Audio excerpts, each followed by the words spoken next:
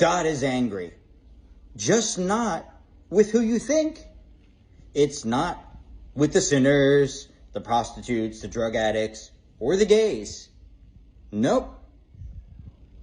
Jesus actually got angry at some people. You know, there's this story in the Gospels, and the funny thing is, one of the stories says Jesus was indignant when the man asked for healing. Indignant, i.e., he was mad. He was angry. Well, why would Jesus be angry that somebody asked him for a healing? That's not a very compassionate, loving Jesus, is it? Not what we think, right? Stumped me for a while. Here's the reality of the situation. This man had leprosy, and he begged Jesus for a healing. And Jesus said, it says in the gospel, Jesus was indignant. What did Jesus do? He stretched out his hand and touched that man and then healed him. Now, here's the thing. Jesus could have just said, oh, you're healed. He touched him. By Jewish law, Jesus was now unclean. See, leprosy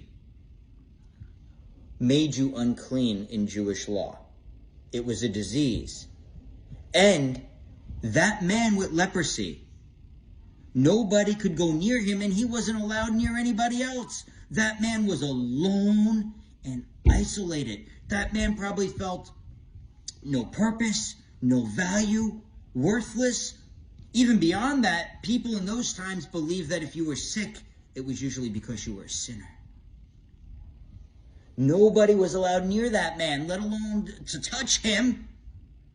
And that man wasn't allowed near anybody else. Those were the religious leaders of the time. You know, the professional clerics, theology, pastors, teachers, influencers, ministers that had those rules and those interpretations. Keeping that man from God. Keeping that man from feeling loved, valued, and accepted. That's why it says Jesus was mad. He wasn't mad at the man. He was mad at the system, at the religious hypocrites who were keeping that man down and away from God, making that man feel isolated, alone, and unloved. And what did he do to prove it? He touched him. He defied them and defied their system. This is very similar to the story where Jesus goes into the temple and overturns the tables of the money changers. Why? Because they were keeping people from God.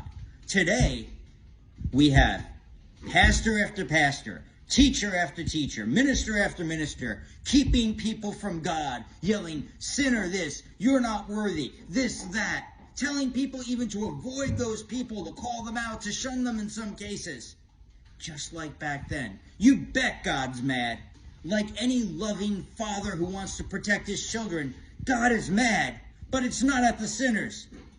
It's at those people who are so self-righteous and so pompous that they're keeping other people from God, keeping them down and making them feel worthless and unloved.